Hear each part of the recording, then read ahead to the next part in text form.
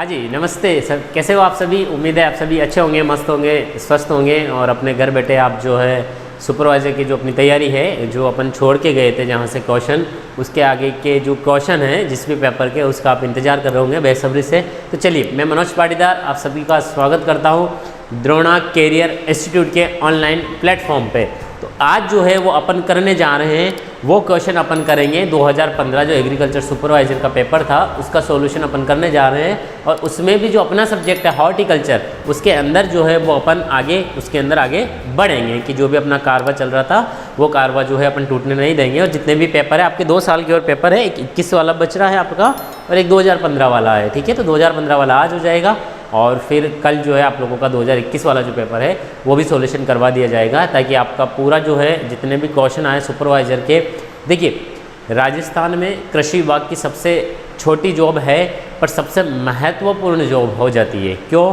क्योंकि direct to contact के farmer में जो है वो एग्रीकल्चर सुपरवाइज़र रहते हैं। जितनी भी सरकार और विभाग की योजनाएं होती हैं, उन योजनाओं का प्रचार प्रसार जो है वो कृषि पर्यवेक्षक ही एकमात्र ऐसा रहता है जो ज़मीनी हकीकत पे करके और किसानों को रूबरू करवाता है। और किसान भी उससे जुड़े हुए रहते हैं। बड़े अधिकारी को किसान पहचाने या नहीं पहचाने, पर एग्रीकल्चर सुपरवाइज़र को उसके क्षेत्र के किसान ज़रूर पहचानते हैं कि हाँ, ये हमारे ग्राम सेवक साहब है, ये कृषि पर्यवेक्षक विभाग से हैं, कृषि पर्यवेक्षक है विभाग से, और इनके द्वारा ही हमें जो भी सरकार की योजना है इनके द्वारा ही हमें पता लगेगी और हम योजनाओं का लाभ ले सकते हैं। तो बहुत महत्वपूर्ण पद हो जाता है। कहते हैं ना, एक छोटी सी कड़ी जो रहती है किसान और सरकार के बीच की कड़ी, वो कहीं ना कहीं जो एग्रीकल्चर सुपरवाइज़र है वो अपना बहुत महत्वपूर्ण योगदान निभाते हैं। चलिए तो न्यू बैच प्रारंभ है कृषि पर्यवेक्षक के हिंदी और इंग्लिश मीडियम है, ऑनलाइन ऑफलाइन कल से स्टार्ट है द्रोणा कैरियर इंस्टीट्यूट कोटा से। और जो है आप दिए गए नंबर पर संपर्क कर सकते हैं। जो आप जितने भी आपके भाई बंधु हैं जो भी तैयारी करना चाहते हैं उनको आप बोलिएगा, वो तैयारी में आपके जो है उनको मदद मिलेगी। जैसे आप उनको गाइड करोगे तो उनको भी मदद मिलेगी। चलिए, तो आप download our app scan me and get it on Google Play पे जाके आप DCI कोटा डालना, आप लोगों को जो है ऐप अवेलेबल हो जाएगा। आप आसानी से जो है वो ऐप में जाके जितने भी कोर्सेज आप लोगों के संचालित कर रखे इंस्टीट्यूट ने उनके बारे में जानकारी मिल जाती है आप लोगों को। तो बिल्कुल DCI कोटा डालिए आप लोग और डाउनलोड कीजिए। वैसे बेसिकली आप लोग जनरल प्ले स्टोर पर जाके जितने भी ऐप्स वगैरह रहते हैं महत्वपूर्ण, वो आप लोग डाउनलोड करते ही हैं। तो इस वाले जो को भी है आप लोग डाउनलोड कीजिएगा। चलिए, हम ना चलते हैं अपने क्वेश्चन की तरफ। चलिए, बहुत अच्छा क्वेश्चन आया है कि आम की बीज रहित किस्म है।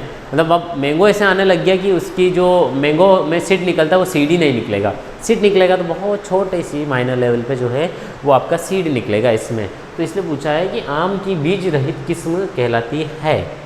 नहीं कि जो आम है, आम जो रहता है आप लोगों का,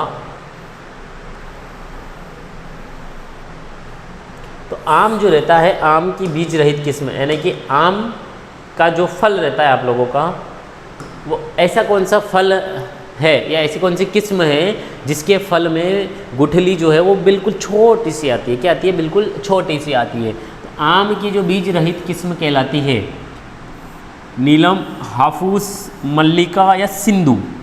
तो देखिए, आम जो आप लोगों का आम लगता है उसकी एक ऐसी किस्म है आप लोगों की जिसमें एक छोटी सी जो है आप लोगों की क्या निकलती है, केवल गुठली निकलती है। ज़्यादा वजन नहीं होता है गुठली का, 6 ग्राम के समथिंग वजन होता है, ठीक है। इतने बड़े आम के अंदर छोटी सी गुठली निकलती है। तो ऐसी कौन सी जिसकी बीज रहित किस्म है, ठीक है। और बीज रहित को बोलते हैं अपन सीडलेस। क्या बोलते हैं? Seedless variety. क्या बोला जाता है? सीडलेस वेराइटी जो है इसको बोला जाता है। तो वो कौन सी किस्म है अपनी? इसका जो राइट आंसर जाएगा वो कौन सा जाएगा? सिंधु। कौन सी किस्म है अपनी? वो है सिंधु किस्म। अच्छा, नीलम भी इसकी एक किस्म है। हाफूस जो है आप लोगों की, हाफूस जो बादामी किस्म है आप लोगों की, इसका नाम बादामी है और इसको अल्फांजो भी बोलते हैं, ठीक है। क्या बोला जाता है इसको? अल्फांजो। बादामी है, अल्फांजो है आप लोगों का। तो ये जो है ये हाफूस के दूसरे नाम है। अच्छा, सबसे ज़्यादा निर्यात की जाने वाली किस्म है, ठीक है, सर्वाधिक निर्यात की जाने वाली।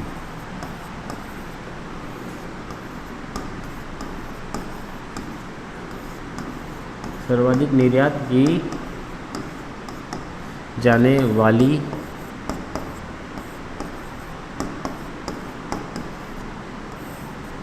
सर्वाधिक निर्यात की जाने वाली किस्म, और इस किस्म में सबसे ज़्यादा ऊतक क्षय की समस्या आती है। ठीक है, यानी कि समस्या कौन से विकार की रहती है? ऊतक क्षय की।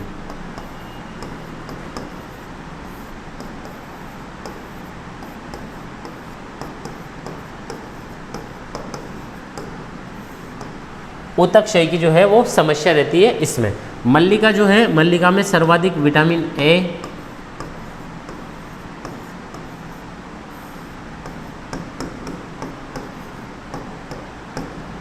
सर्वाधिक विटामिन ए की जो समस्या है वो आप लोगों की, सॉरी समस्या क्या, सर्वाधिक विटामिन ए मल्लिका में होता है।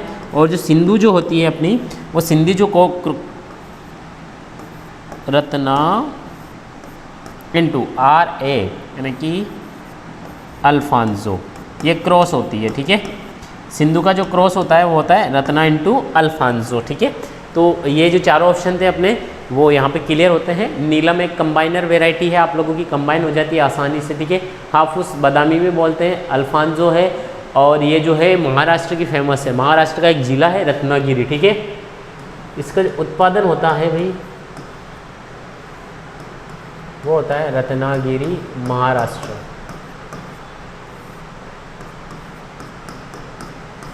रत्नागिरी जो है महाराष्ट्र जिला, वहाँ पे इसका उत्पादन होता है। सर्वाधिक विटामिन ए मल्लिका, सिंधु बीज रहित किस्में रत्ना इंटू अल्फांजो, और शॉर्ट में बोला तो इसको RAS।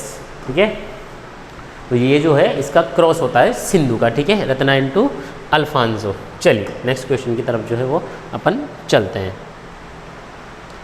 फल वृक्षों के लगाने की षटभुजाकार विधि में, यानी कि फल वृक्ष लगाने की षटभुजाकार विधि में वर्गाकार विधि की अपेक्षा कितने प्रतिशत अधिक पौधे लगाए जाते हैं? यानी कि कितने प्रतिशत अधिक पौधे लगाए जा सकते हैं? 5%, 10%, 15%, 20%। आपको बताना है इनके में से कि कितने प्रतिशत जो है अधिक पौधे लगाए जा सकते हैं। 5%, 10%, 15%, 20%। षटभुजाकार विधि में जिसे आप लोगों ने देखा होगा, एक षट बन जाता है उसमें। ठीक है, ये देखिए, एक पौधा यहाँ पे लगेगा, एक पौधा, फिर ऐसे ही एक पौधा यहाँ पे हो जाएगा आपके आगे,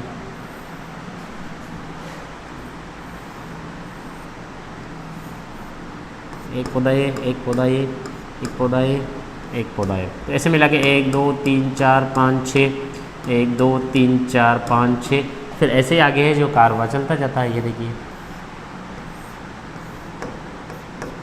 ऐसे जो है ये आप लोगों के पौधे आगे बढ़ते जाते हैं। तो कितना प्रतिशत अधिक पौधे लगते हैं? तो इसका जो सही आंसर है वो है 15% अधिक पौधे लगाए जाते हैं।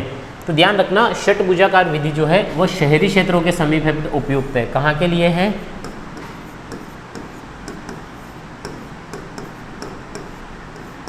शहरी क्षेत्रों के समीप हेतु उपयुक्त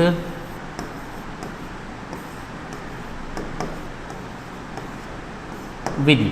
कहने का मतलब ये है कि जो षटभुजाकार विधि है वो शहरी क्षेत्रों के समीप है तो उपयुक्त विधि है और सबसे महंगी विधि है। ध्यान रखना,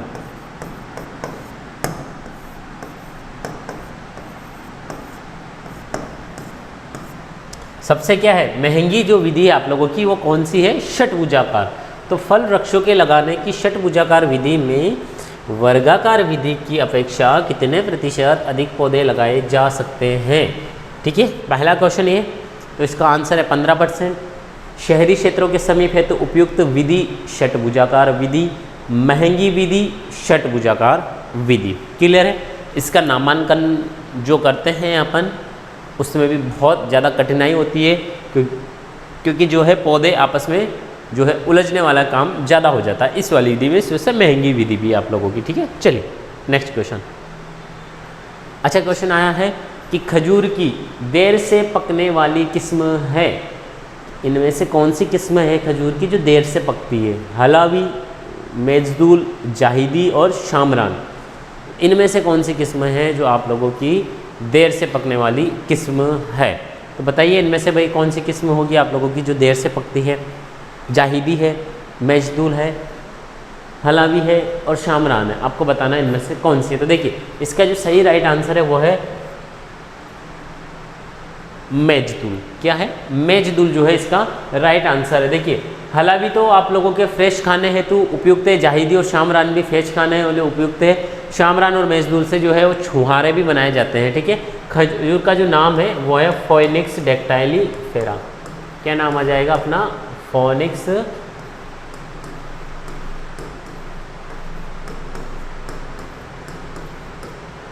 डेक्टाइलीफेरा। क्या नाम आ जाएगा? फोइनिक्स डेक्टाइलीफेरा। क्लियर है? ये है खजूर की देर से पकने वाली किस्म। ठीक है, और खजूर का नाम हो जाएगा फोइनिक्स डेक्टाइलीफेरा। और इसका जो प्रवर्धन करते हैं अपन, प्रवर्धन से जनरली क्वेश्चन उठता है ऑफशूट, ऑफशूट। ठीक है, और इसका जो वजन होता है वो होता है 12 से 14 किलोग्राम। ठीक है, 12 से 14 किलोग्राम जो है इसका वेट होता है आप लोगों का। प्रवर्धन किससे करते हैं? और ऑफशूट से करते हैं। किससे करते हैं भाई इसका प्रवर्धन? वो करते हैं अपन ऑफशूट के द्वारा। ठीक है, इसका नाम 2021 वाला एग्ज़ाम जो हुआ था आप लोगों का, वो 2021 वाले में पूछा हुआ क्वेश्चन है कि जो खजूर का बॉटनिकल नेम है वो क्या है। ठीक है, जाहिदी है, शामरान है और हलावी है। ठीक है, हलावी, मेजदुल, जाहिदी, शामरान। तो इन किस्मों का थोड़ा थोड़ा मोटा मोटा तौर पे ध्यान रखना है किसकी।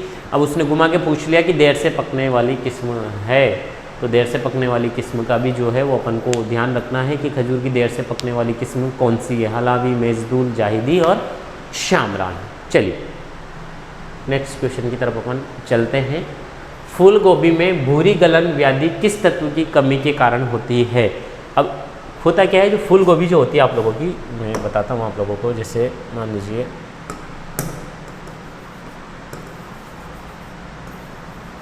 ठीक है, तो फूल गोभी में क्या हो जाएगा, कुछ जगह जो है आप लोगों को भूरापन देखने को मिलेगा। क्या मिलेगा आप लोगों को? कुछ जगह जो है वो भूरापन देखने को मिलेगा।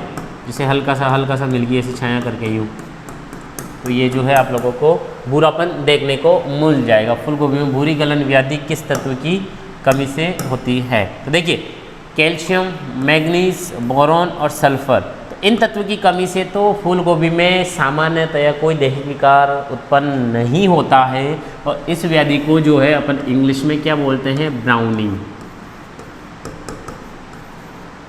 यानी कि ये ब्राउनिंग। ठीक है, और इसका जो सही राइट आंसर है वो है बोरॉन। अब देखिए फूल गोभी में एक आता है व्हिपटेल।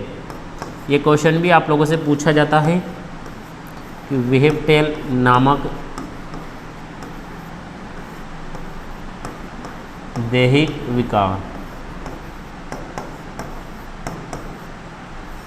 नामक जो दैहिक विकार है वो किसकी कमी से होता है? वो होता है मोलिब्डेनम।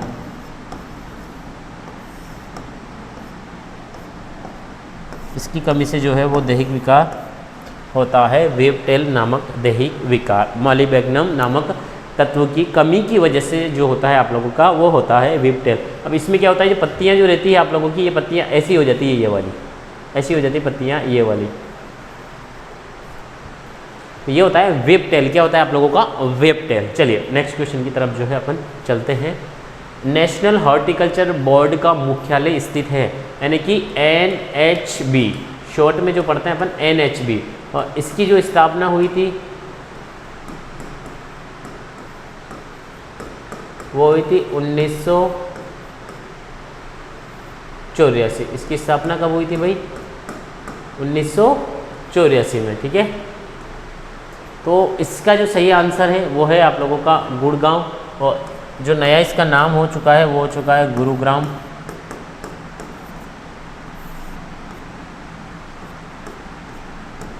ठीक है, तो इसका जो राइट आंसर है गुड़गांव होता है, गुरुग्राम। ठीक है, नेशनल हॉर्टिकल्चर बोर्ड। और इसकी जो स्थापना हुई थी वो हुई थी 1984 के अंतर्गत। किसके अंतर्गत हुई थी इसकी स्थापना? वो हुई थी 1984 के अंतर्गत। चलिए हिसार में है नहीं आप लोगों का। चलिए नेशनल हॉर्टिकल्चर बोर्ड हिसार में जो है आप लोगों का भैंसों का है। ठीक है, भैंसों का जो अनुसंधान संस्थान है वो हिसार में आप लोगों का। राजस्थान में सोनामुखी, कैसिया अंगस्टिफोलिया, मैं नाम लिख देता हूँ इसका। इसका जो बॉटनिकल नेम है वो है कैसिया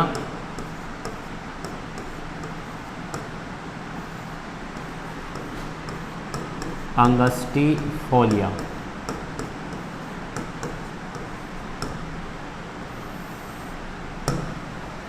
कैसिया अंगस्टिफोलिया राजस्थान में सोनामुखी सनाई की खेती का प्रमुख क्षेत्र है। कैसिया अंगस्टिफोलिया ये इसका नाम है। अब देखिए वैसे तो अगर भारत की बात करें तो भारत में एक डिस्ट्रिक्ट है तमिलनाडु, वहाँ पे इसकी खेती की जाती है और सर्वप्रथम लगभग ये माना जाता है कि भारत में तमिलनाडु में आई थी। पर अगर अपने राजस्थान की बात करें तो इसके लिए जो मुख्य क्षेत्र है वो है आप लोगों का जोधपुर। कौन सा क्षेत्र है? जोधपुर का जो क्षेत्र है वो सोनामुखी यानी कि कैसिया अंगस्टिफोलिया के लिए प्रचलित, और वहाँ का जो है आप लोगों का ग्रोविंग जो क्षेत्र है वो वाला कौन सा क्षेत्र हो गया अपना? वो हो गया सोनामुखी या सनाई की खेती वाला। तो राजस्थान में सोनामुखी या सनाई की खेती का प्रमुख क्षेत्र है, तो इस बात का ध्यान रखना आप लोग। इसका बॉटनिकल नेम जो है वो कैसिया अंगस्टिफोलिया है, ठीक है, कैसिया अंगस्टिफोलिया। और इसका जो राइट आंसर है वो जाएगा जोधपुर, ठीक है। टोंक के अपने ये तरबूज खरबूज होते हैं थोड़ा बहुत, है ना।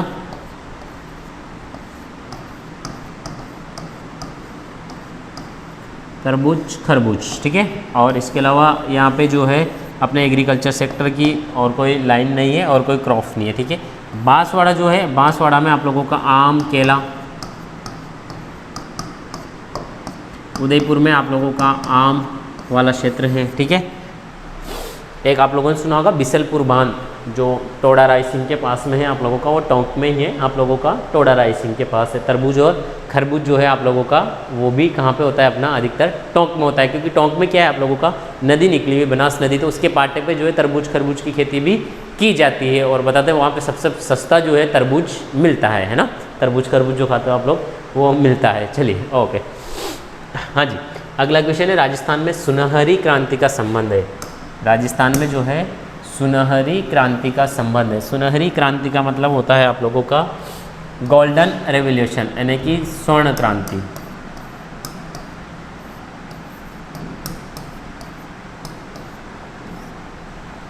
कौन सी होती है? स्वर्ण क्रांति। बागवानी उत्पादन, मसाला उत्पादन, सरसों उत्पादन, मत्स्य उत्पादन। तो इससे मैं बता दूं सरसों उत्पादन जो होती है वो पहली क्रांति होती है।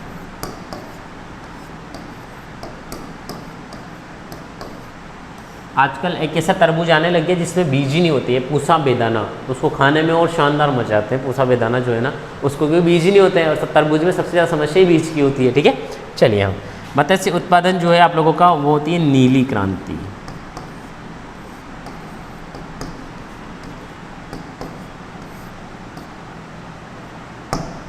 कौन सी क्रांति होती है? नीली क्रांति, ठीक है। और ये मसाला वाली क्रांति आ गई आप लोगों की अलग है, और इसका जो बागवानी हो जाएगा। अच्छा, स्वर्ण क्रांति जो है उसका संबंध होता है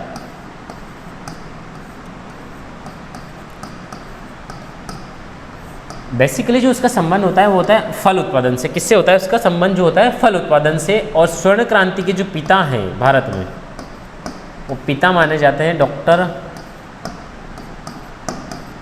के.एल. चड्ढा। तो इसका भी ध्यान रखना आप लोग, ठीक है। जो स्वर्ण क्रांति के पिता हैं वो डॉक्टर के.एल. चड्ढा हैं। और स्वर्ण क्रांति जो है किससे संबंधित है? अपना फल उत्पादन। और बागवानी जो है वो कहलाता है अपना हॉर्टिकल्चर। बागवानी क्या कहलाता है अपना? वो कहलाता है बागवानी हॉर्टिकल्चर। क्या कहलाता है बागवानी अपना? वो कहलाता है हॉर्टिकल्चर, ठीक है। तो ये थोड़ा सा मोटा मोटा तौर पे आप ध्यान रखना। राजस्थान में सुनहरी क्रांति का संबंध है बागवानी उत्पादन, मसाला उत्पादन, सरसों उत्पादन, मत्स्य उत्पादन, ठीक है। एक और होती है देखिए गोल क्रांति। कौन सी होती है आप लोगों की?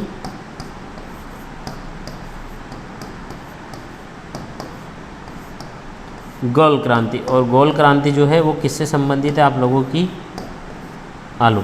अच्छा, एक शब्द आता है कि सुनहरी क्रांति जो है वो सर्वप्रथम किसमें प्रयोग की गई थी? सर्वप्रथम कौन सी ऐसी फसल है जिसमें प्रयोग की गई थी? तो ये की गई थी आप लोगों की एप्पल पे प्रयोग। एप्पल यानी कि सेब। किस पे की गई थी? एप्पल यानी कि सेब। जो सुनहरी क्रांति है वो सर्वप्रथम किस पे अप्लाई की गई थी? वो की गई थी अपनी सेब पे। किस पे की गई थी?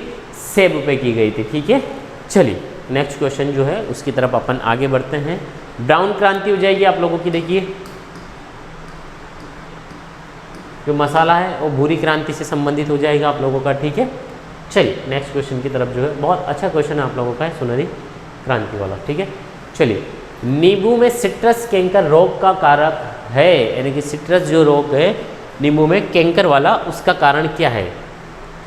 ज़ैंथोमोनास सिट्राई जीवाणु, फाइटोप्तेरा सिट्रोप्तेरा कवक, फाइटोप्तेरा पैरासिटिका कवक, ट्रिस्टेजा वायरस। चारों नींबू की बीमारियां हैं, ध्यान रखना।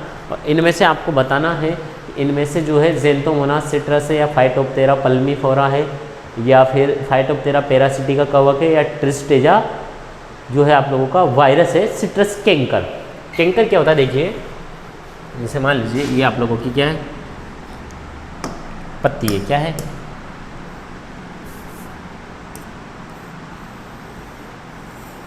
ये मान लीजिए नींबू की पत्तियाँ है, ठीक है।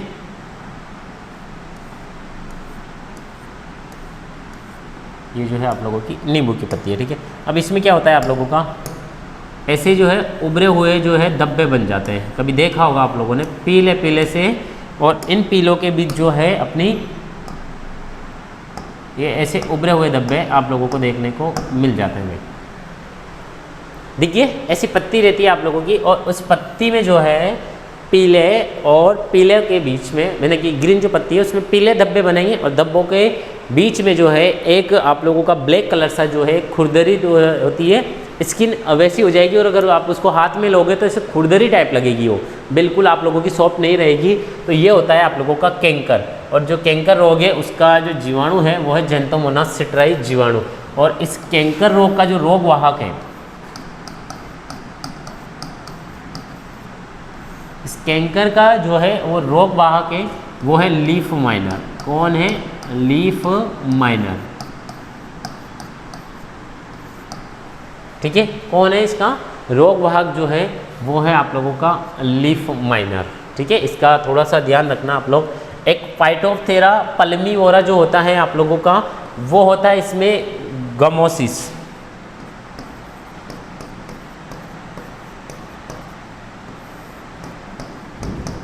गमोसिस या गोंदाती रोग, ये होता है फाइटोप्तेरा पल्मीफोरा।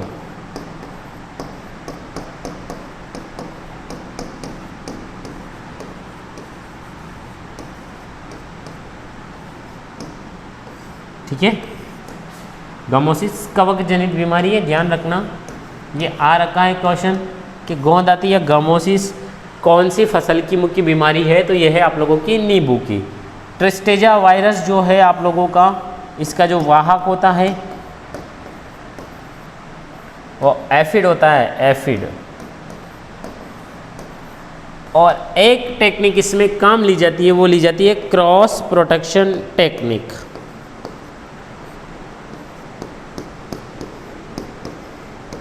क्रॉस प्रोटेक्शन तकनीक वो किस में काम में ली जाती है? वो ली जाती है अपनी ट्रिस्टेजा वायरस। ट्रिस्टेजा एक तरह का वायरस होता है जिसमें पौधा थोड़ा सूखना शुरू हो जाता है आप लोगों का, तो क्रॉस प्रोटेक्शन तकनीक इस्तेमाल की जाती है ट्रिस्टेजा वायरस में। क्रॉस प्रोटेक्शन टेक्निक क्या होती है? जैसे एक पौधा है, इस पौधे में अपन क्या करते हैं, जो विषाणु होता है इस पौधे में, इस विषाणु को प्रवेश करवाते हैं।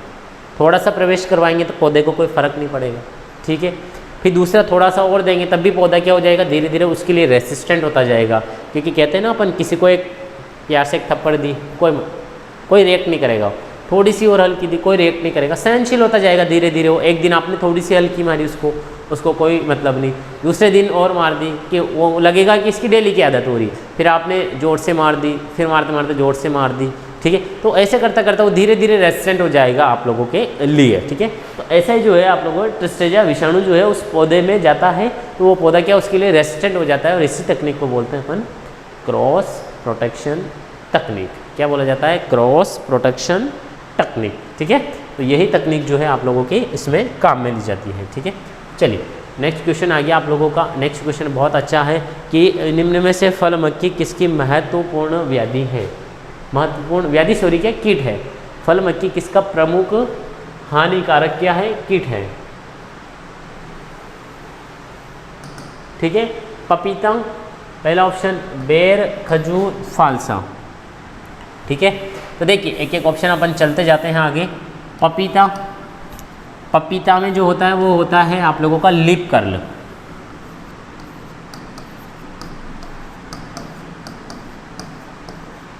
Papaya lip curl virus. पर एक और होता है इसमें जो होता है आप लोगों का पीथियम अफेनिडर्मेटम।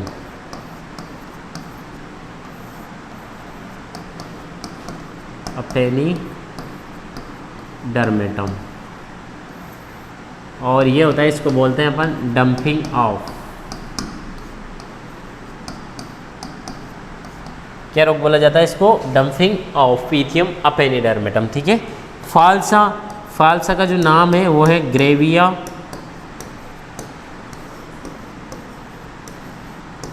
सुबे इक्वेनेलिस।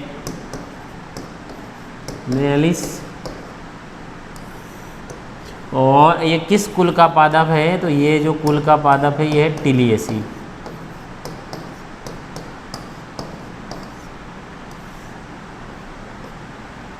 कौन से कुल का पादप है ये? टिलियसी, ग्रेविया सुबे इक्वेनेलिस। ठीक है। ये फालसा जो हो गया आप लोगों का ये है। खजूर का नाम अभी मैंने बताया था, फोइनिक्स।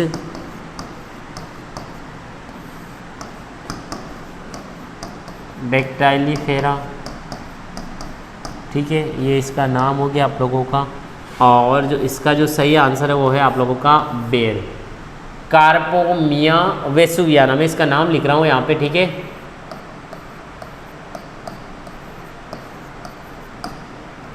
कार्पोमिया वेसुवियाना।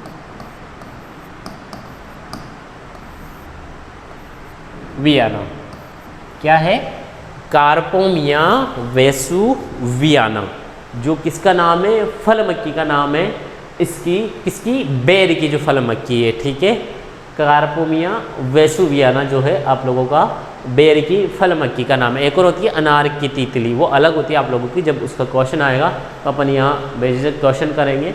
पपाया का जो नाम है वो क्या नाम है? केरिका पपाया। क्या नाम है पपीते का? वो है केरिका पपाया। ठीक है। चलिए नेक्स्ट क्वेश्चन की तरफ जो है वो अपन चलते हैं। ठीक है।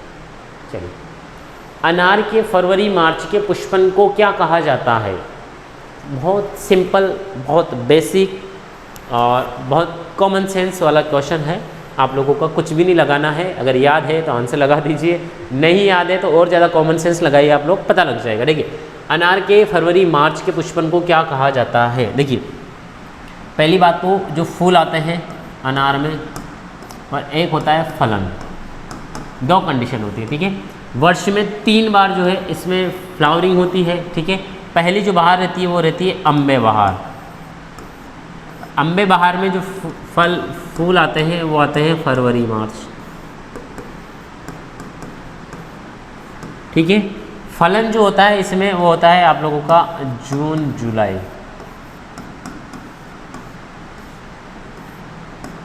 जून जुलाई। एक आती है इसमें मृग बहार। मृग बहार में जो है जुलाई में तो आप लोगों का फ्लावरिंग होती है और लगभग नवंबर दिसंबर में जो है इसमें फलन होता है। ठीक है। और एक और होती है हस्त बहार। कौन सी बहार होती है? हस्त बहार, जिसमें आते हैं सितंबर अक्टूबर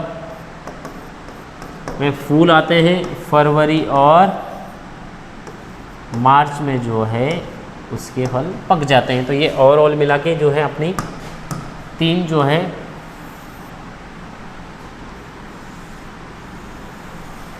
बाहर हो जाती है। ठीक है।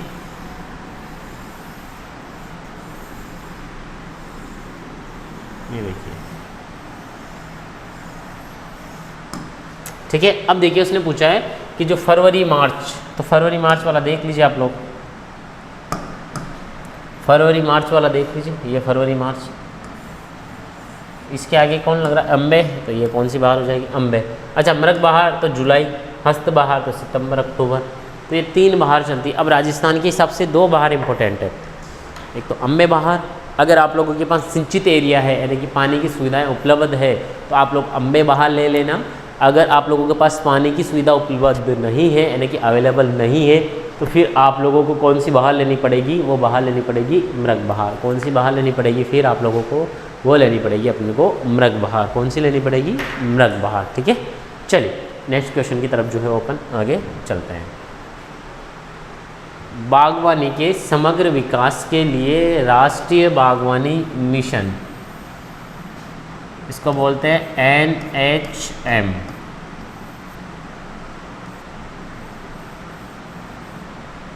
नेशनल हॉर्टिकल्चर मिशन, क्या बोला जाता है? National horticulture mission. देख लीजिए आप लोग। ठीक है, कब प्रारंभ हुआ था? इसका जो सही आंसर है वो है 2005-6, 2007-8, 2008-9, 9-10। इसका जो है हॉर्टिकल्चर के मिशन से कोई मतलब नहीं है, यानी कि कोई जो है आप लोगों का ताल्लुक नहीं है। ठीक है, तो नेशनल हॉर्टिकल्चर मिशन की शुरुआत जो है अपनी 2005 में हुई थी। एक होता है MI, mission of integrated development horticulture, MIDH, mission of, दिख तो रहा है ना आप लोगों को? हाँ दिख रहा है चलिए ना। मिशन ऑफ इंटीग्रेटेड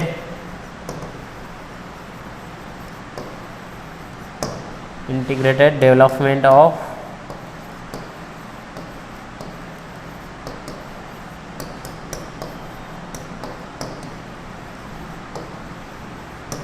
हॉर्टिकल्चर, यानी कि MIDH, mission of integrated development horticulture.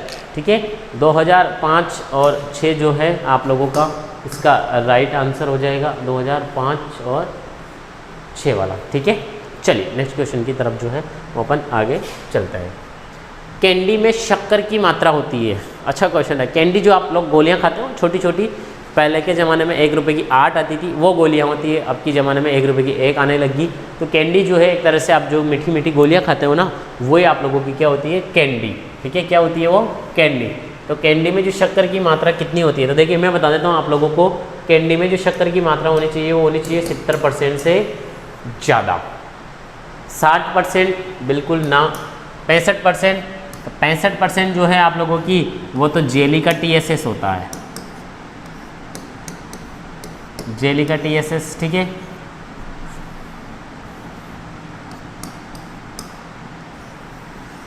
ठीक है, 70% हो सकता है ऑप्शन, पर ऑप्शन में ऑलरेडी 75% है। तो 70% से अबाव अगर ऑप्शन में मिल जाता है 72, 73, 74, 75, तो फिर इसका जो राइट आंसर क्या है वो जाएगा अपना 75%। क्या जाएगा? इसका जो राइट आंसर जाएगा वो जाएगा अपना लगभग 75% राइट आंसर है। ध्यान रखना इसका। ठीक है, कैंडी जो होती है आप लोगों की, कैंडी जो अमूमन बनाई जाती है, देखिए कैंडी जो बनाते हैं अपन वो बनाते हैं बेर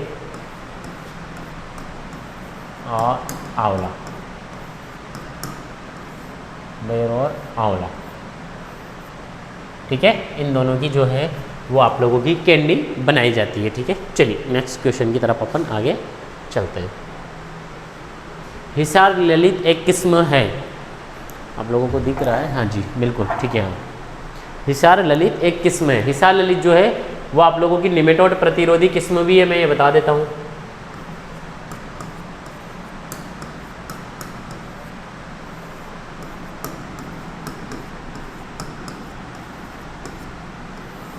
निमेटोड प्रतिरोधी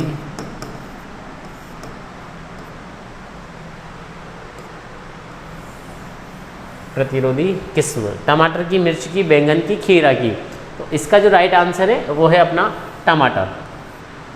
टमाटर की एक किस्म और आती है सिलेक्शन 120, प्रथम निमेटोड प्रतिरोधी किस्म।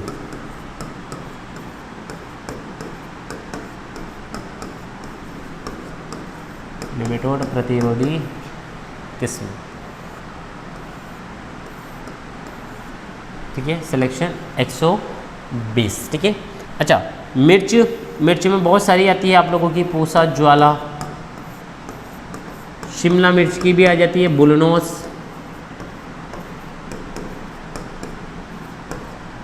शिमला मिर्च की आ जाती है आप लोगों के, बुलनोस आ जाती है,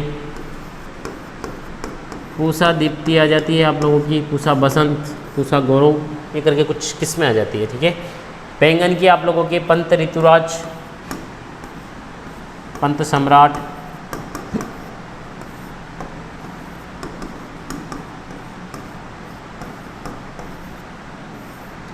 पंत, ऋतुराज, ये किस्म आ जाती है। ठीक है, खीरे की क्या आ जाती है? पूसा संयोग। ठीक है, पूसा संयोग के बाद पॉइंसेट,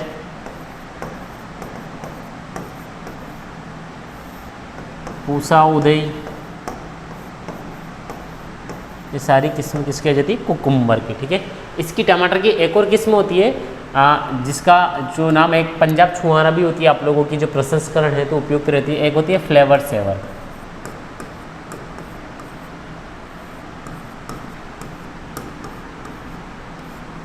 ठीक है, चलिए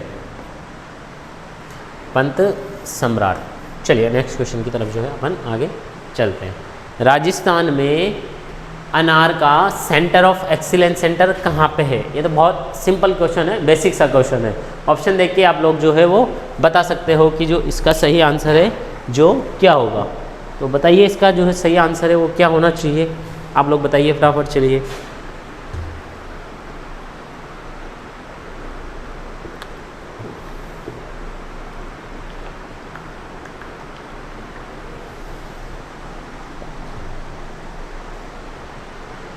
तो अनार का जो एक्सीलेंस सेंटर है वो है डिंडोल बस्सी। कहाँ पे है? डिंडोल बस्सी जो है आप लोगों का वो यहाँ पे है। ठीक है, उदयपुर में है नहीं। कोटा में आप लोगों का नींबू का एक्सीलेंस सेंटर है। झालावाड़ में आपके दो है, एक तो संतरा का जैविक उत्कृष्टता केंद्र और एक जैविक कृषि का। ठीक है, नींबू का कोटा में है, संतरा और जैविक कृषि का यहाँ पे आ गया। अच्छा, एक होता है आम का। आम का मैं लिख रहा हूँ, एक जगह है खेमरी धौलपुर।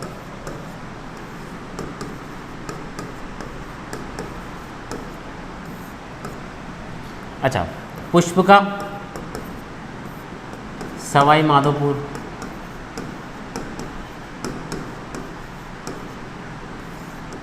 अच्छा, आप लोगों का अमरूद का जो है आपको लोगों का टोंक। अच्छा, सब्जियों का है बूंदी। और सीताफल का चित्तौड़गढ़।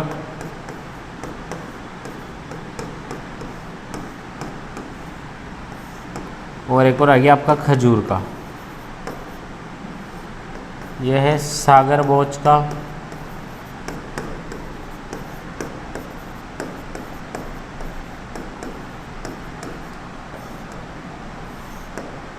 सागर भोज का जैसलमेर। ठीक है, तो ये कुछ महत्वपूर्ण जो है आप लोगों के सेंटर ऑफ एक्सीलेंस यानी कि उत्कृष्टता जो केंद्र है आप लोगों का। आम का खेमरी धौलपुर, पुष्प का सवाई माधोपुर, अमरूद का जो है देवनगर टोंक और बूंदी का सब्जियों में सीताफल चित्तौड़, खजूर सागर भोज का जैसलमेर, संतरे और जैविक कृषि का झालावाड़, नींबू यानी कि सिट्रस फैमिली का है कोटा। उदयपुर है नहीं आप लोगों का। औषधि पौधों का है, औषधि पौधा है ना, पर इतना कोई खास नहीं है, रहने दो आप लोग, लिखना ही कोई मतलब नहीं उसका। ठीक है, चलिए नेक्स्ट क्वेश्चन की तरफ अपन आगे चलते हैं। गाजर की एशियाई किस्मों में सर्वाधिक पाया जाता है। जो गाजर की जो एशियाई किस्म है, गाजर की एशियाई किस्मों में अधिक मात्रा में क्या पाया जाता है? Quercetin, lycopene, anthocyanin. अब मुझे बताइए, जो अपने इंडिया की जो गाजर होती है वो लाल रंग की होती है, कौन सी होती है? लाल। और यूरोप की जो होती है वो पीले रंग की होती है। जो एशियाई गाजर है आप लोगों की, ध्यान रखना, एशिया और यूरोपियन।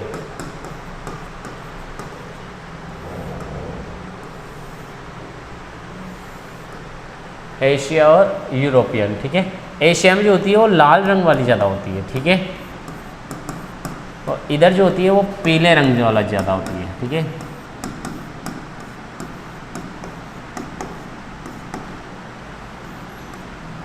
एशिया वाली लाल रंग वाली, यूरोपियन जो होती है वो पीले रंग वाली होती है आप लोगों के। ठीक है, अच्छा, लाल रंग के लिए जिम्मेदार कौन है? एंथोसाइनिन। कौन है? एंथोसाइनिन। और पीले रंग के लिए कैरोटीन। तो मुझे बताइए, एशिया किस्म पूछा है उसने, तो लाल रंग के लिए जो जिम्मेदार है वो एंथोसाइनिन, तो क्या होना चाहिए? Anthocyanin pigment. क्या होनी चाहिए, एंथोसाइनिन पिगमेंट। अब कुछ किस्में हैं आप लोगों की जो एशियन है, जैसे पूसा आसिता है आप लोगों की,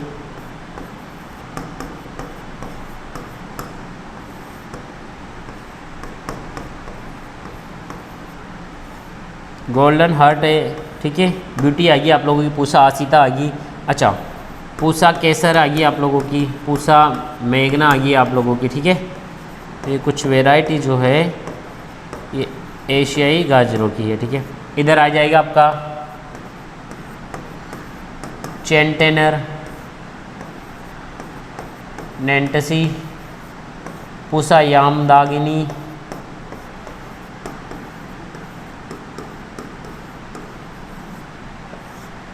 तो कुछ किस्में हैं जो एशियाई है और कुछ किस्में हैं जो पीले रंग वाली होती है, ये यूरोपियन है। तो दोनों जो है वो अपने अलग अलग है। तो गाजर की एशियाई किस्मों में अधिक मात्रा में पाया जाता है एंथोसाइनिन पिगमेंट। क्वेरसेटिन भी है आप लोगों का, लाइकोपिन भी है, और इनमें से कोई नहीं। तो ये लाल रंग के लिए जिम्मेदार एंथोसाइनिन, पूसा केसर, पूसा मेघना, गोल्डन हर्ट, गोल्डन ब्यूटी और हिसार गार्लिक, पूसा केसर, पूसा आसिता। पूसा आसिता जो है आप लोगों की ये कांजी बनाने के लिए उपयुक्त होती है, क्योंकि इसमें लाल रंग एंथोसाइनिन ज़्यादा मात्रा में होता है। ये आगे चलिए, ये देखिए किसकी किस्में, यूरोपियन और गाजर। चलिए, पूसा याम दागिनी किसकी किस्में, मूली की, गाजर की, शलजम की, टमाटर की। इसका जो सही आंसर है वो है गाजर। अभी बताइए ही, मूली की तो आप लोगों की पूसा चेत की, ये मार्च से अगस्त से बुआई करते हैं इसकी, मार्च से लेके अगस्त में बुआई करते हैं पूसा चेत की, ठीक है। और मूली यानी कि पूसा याम दागिनी किस्म पूसा चेत की मार्च से लेके अगस्त तक की, ठीक है। और इसके अलावा और भी होती है इसकी पूसा रश्मि, ठीक है। तो ये मूली की कई सारी किस्म होती है। शलजम है नहीं अपने सिलेबस में। टमाटर की पंजाब छुआरा,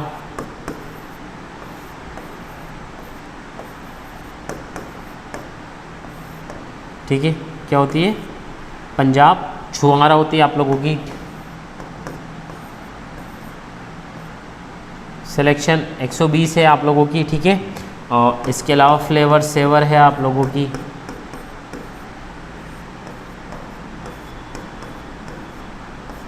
कौन सी है, फ्लेवर सेवर। तो पंजाब छुआरा है, सिलेक्शन 120 है, फ्लेवर सेवर होएगी आप लोगों की, ठीक है। तो ये कई सारी जो है किस्में आप लोगों की टमाटर की है, ठीक है। पूसा याम दागिनी जो है यूरोपियन किस्म है, इसकी वो गाजर की, ठीक है। चलिए, अवलेह में कुल घुलनशील ठोस पदार्थों की मात्रा ज्ञात कीजिए, या होती है, सॉरी ज्ञात करना गया। अवलेह, अवलेह होती है जेली। और फलपाक जो होता है आप लोगों का ध्यान रखना, फलपाक जो होता है जेम, और इसका जो TSS होता है 68% होता है जेम में TSS। तो अवलेह में जो जेली होती है वो अपनी होती है 65%, ठीक है। और इसमें जो फल का अंश रहता है, यानी कि जेली जो रहती है, जेली और फल पाक में जो फल का अंश रहता है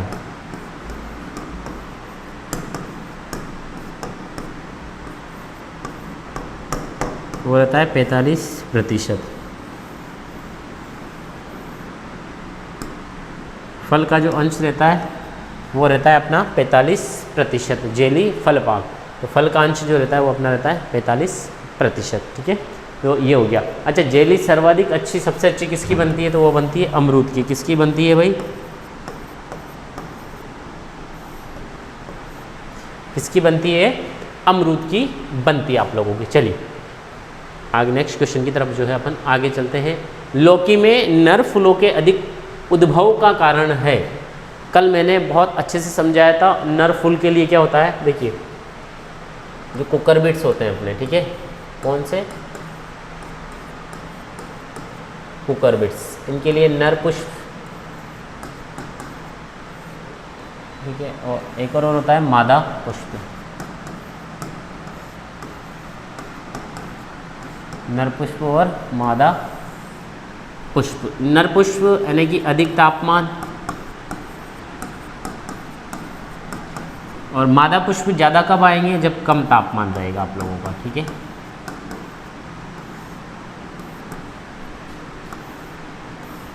ठीक है, और आप लोगों का अधिक तापमान हो गया, नर पुष्प मादा पुष्प अधिक तापमान, और आप लोगों के अधिक नाइट्रोजन, कम नाइट्रोजन, ठीक है। और आप लोगों का दीर्घ दिवस, ये जो कंडीशन है ये आप लोगों के नर पुष्प को बढ़ाने की कंडीशन है, ठीक है। लघु दिवस, ठीक है। अधिक तापमान अधिक नाइट्रोजन, दीर्घ दिवस, कम तापमान कम नाइट्रोजन, लघु दिवस, ठीक है। तो नर पुष्प के लिए क्या कंडीशन हो सकती है, देखिए उच्च तापक्रम अधिक नाइट्रोजन, क्या देखते हैं, तो अधिक तापमान अधिक नाइट्रोजन, बिल्कुल पहला ही जो है सही कंडीशन। निम्न तापक्रम, तो निम्न तापक्रम में तो आप लोगों की जो है मादा पुष्प आती है। उच्च तापक्रम अधिक नाइट्रोजन, इधर तो दो ऑप्शन आ गए, तो ये जो दोनों ऑप्शन जो है अपने वो राइट हो जाएंगे। अधिक तापक्रम और अधिक पोटाश, ये तो बिल्कुल ही आप लोगों का गलत है, तो ये क्वेश्चन जाहिर सी बात है डिलीट हुआ होगा आप लोगों का। उच्च तापक्रम अधिक नाइट्रोजन, ठीक है। ये दोनों कंडीशन है, दोनों ऑप्शन में थे, ठीक है। तो ये क्वेश्चन डिलीट हुआ होगा या बोनस मिला होगा, जो भी है, ठीक है। चलिए, पौधशाला में मिट्टी शोधन के लिए सबसे उपयोगी रसायन जो है वो कौन सा है। पौधशाला में मिट्टी के शोधन के लिए, मिट्टी का शोधन मतलब होता है आप लोगों का, जैसे आप लोग पौधशाला लगा रहे हो, ये वाली मिट्टी से जीवाणु रहित करने के लिए आप लोग इसमें कौन सा केमिकल जो है वो आप लोग डालोगे, ठीक है।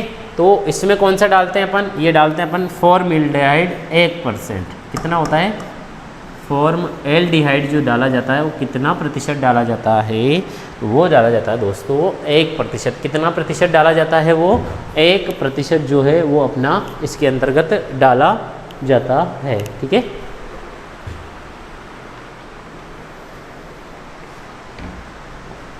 चलिए, निम्न में से विजाति चुनिए। अब विजात का मतलब क्या है, देखिए यानी कि जो एक जात की नहीं है, केसर, फजली, दशहरी, हलावी, तो ये जो तीनों है ना, ये तीनों आम की किस्म है। और ये हलावी आप लोगों को सबको पता है किसकी हो जाएगी, खजूर की। हलावी किसकी होगी आप लोगों की, वो होगी खजूर की, ठीक है। और ये वाली किसकी होगी, अपनी आम की, ठीक है। केसर गुजरात में पॉपुलर है, सबको पता है, ठीक है। फजली जो है आप लोगों की पछेती किस्म है। दशहरी उत्तरी भारत की किस्म है।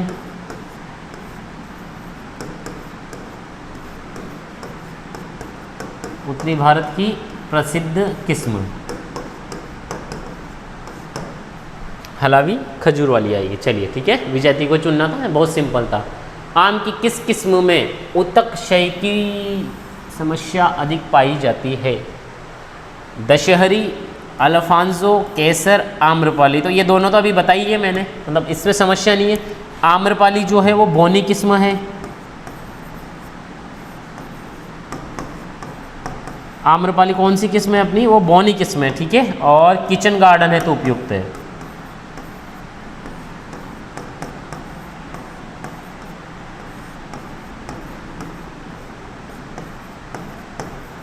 किचन गार्डन है तो उपयुक्त किस्म है आम्रपाली। तो इसका जो सही आंसर है वो है अल्फांसो, ठीक है।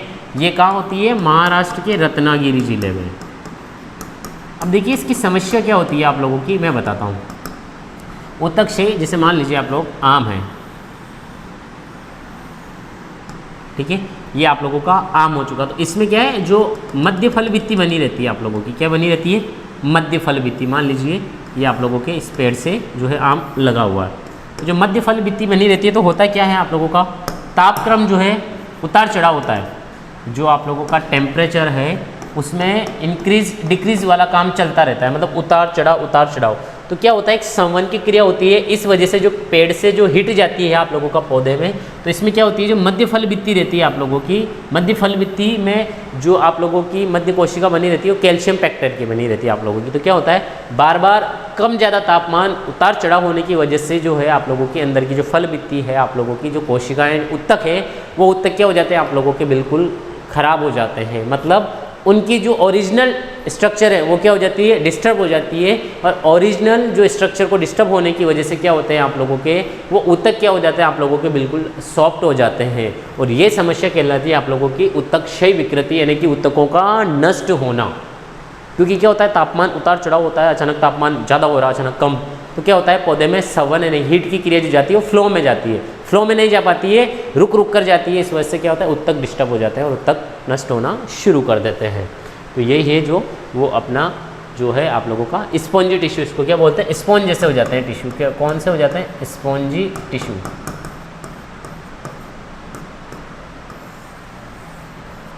ठीक है, चलिए ये आप लोगों के 2015 का पेपर सॉल्यूशन ख़त्म होता है। इसी के साथ नेक्स्ट क्लास में अपन 2021 वाला जो बच रहा है वो अपन लेके आएंगे। 2018 वाला भी है और 2021 वाला भी है, तो वो अपन नेक्स्ट क्लास में करेंगे। ठीक है, चलिए तब तक के लिए नमस्ते, जय हिंद, जय भारत। ऐसे हंसते रहिए, मस्त रहिए, खुश रहिए, तंदुरुस्त रहिए। राम राम, धन्यवाद, ओके।